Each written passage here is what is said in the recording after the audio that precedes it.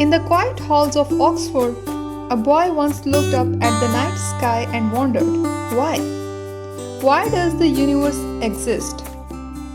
Why is there something instead of nothing? Why are we here at all? That boy was Stephen Hawking, a name that would one day echo across the cosmos. Not because of strength, not because of wealth or power, but because of the sheer force of mind that refused to give up. Stephen was born on January 8, 1942, exactly 300 years after the death of Galileo. A coincidence, perhaps, but one that hinted at destiny.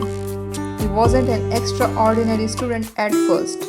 In school, his handwriting was messy, his grades average. Teachers called him lazy, but those who knew him saw something else. They saw curiosity. He would take apart clocks, radios, anything that moved, not to destroy, but to understand. Every question he asked opened another door in his imagination. And while others memorized facts, Stephen searched for meaning. He wasn't just studying science, he was trying to speak the language of the universe itself. At 21, his life took a turn no equation could predict. While studying at Cambridge, his body began to betray him. He tripped while walking. His speech began to slur. Doctors ran tests and then gave a verdict no one should ever hear. Amyotrophic lateral sclerosis, a disease that would slowly paralyze every muscle in his body. They told him he had 2 years to live. 2 years. For most people, that would have been the end of the story. But for Stephen Hawking, it was just the beginning. In the face of darkness, Hawking chose light. He decided if his body would fail, his mind wouldn't. If he couldn't walk through the world, he would travel through the stars. He went back to Cambridge. He sat in his wheelchair and began exploring something even more confining: the boundaries of time and space. In his stillness, he began to move faster than ever before. He imagined stars collapsing into themselves, so dense, so powerful, that not even light could escape. He called them black holes. But here's where his brilliance truly shined. He didn't just describe what was known, he dared to ask what wasn't.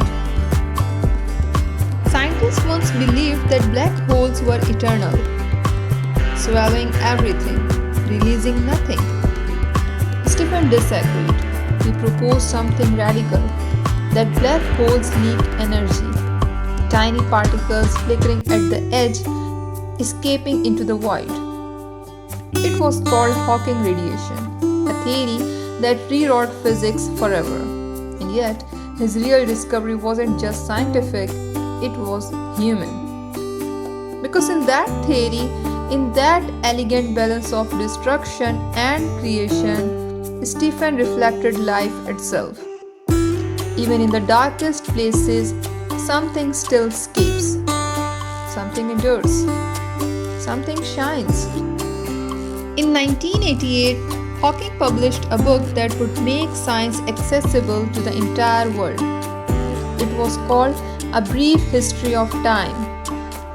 It wasn't just a book about cosmology, it was a translation of the universe into human language. Through his words, people began to grasp what singularity, space-time, and cosmic expansion truly meant. He transformed complex equations into stories. Stories that taught not just science, but language, imagination, and wonder.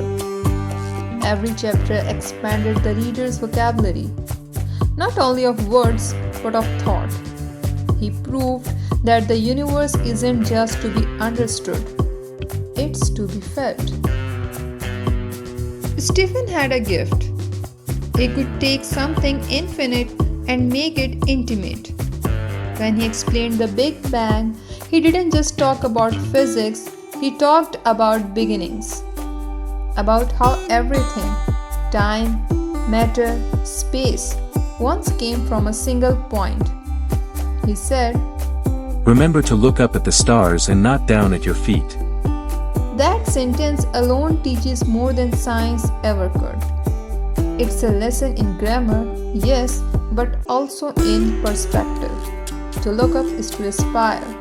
To look down is to surrender. And Stephen never surrendered. As the years passed, his disease progressed. He lost the ability to move, to write, even to speak. But with technology and extraordinary will, he continued to communicate through a single cheek muscle and a computerized voice. That voice became iconic, monotone, mechanical, and yet somehow deeply human. Through it, he gave lectures, wrote books, debated the nature of time, and inspired millions who thought their limits defined them. He became a symbol, not of disability, but of limitless ability.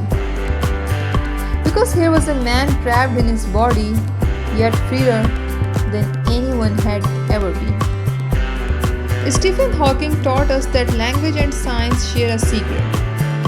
Both begin with curiosity. Both build from simple patterns into infinite complexity.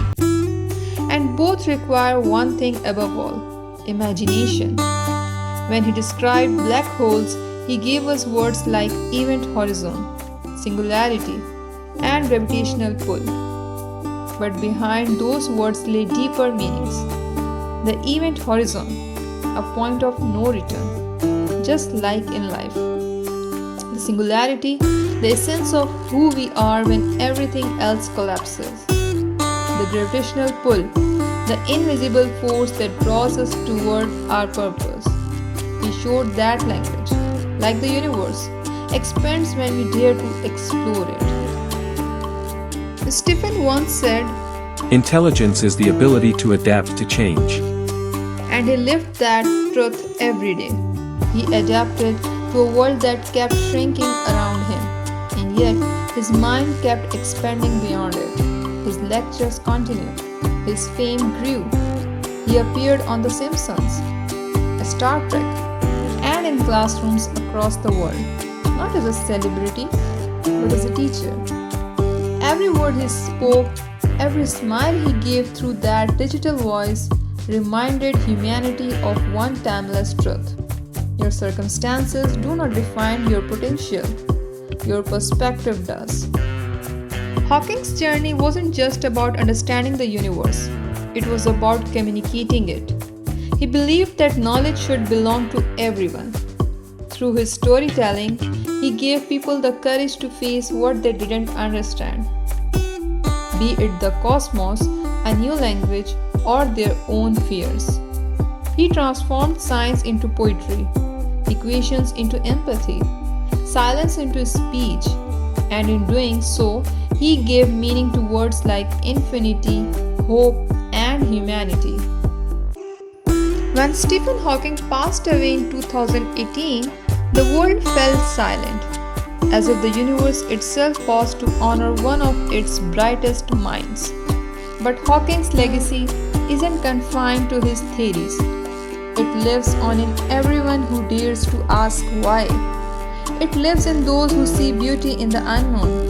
And it lives in those who believe that even when everything seems to collapse, something can still emerge from the darkness.